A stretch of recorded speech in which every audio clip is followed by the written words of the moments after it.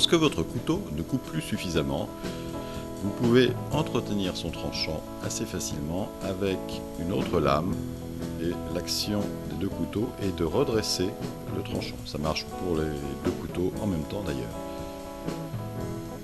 Le tranchant revient assez facilement, cette opération peut être quotidienne. Mais si cela ne suffit pas, il faut absolument affûter le couteau, c'est-à-dire retirer un peu de matière avec une pierre affûtée.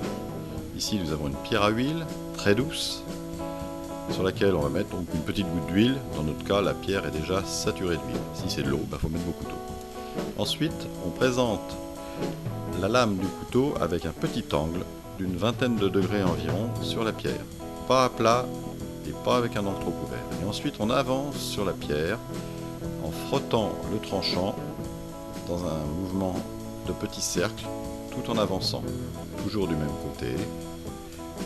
Et ensuite on retourne et on fait l'autre côté.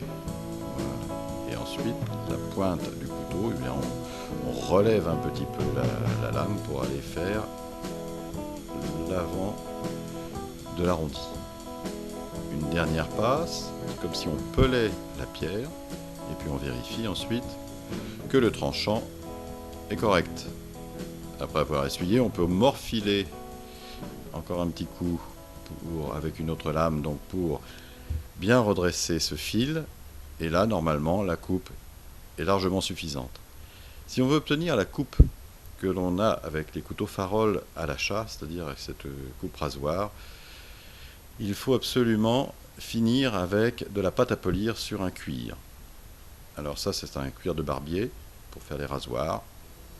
Et on passe donc la lame, mais alors cette fois dans l'autre sens que la pierre, c'est-à-dire que le tranchant fuit pour ne pas trancher le cuir. Et là, on obtient un tranchant absolument impeccable.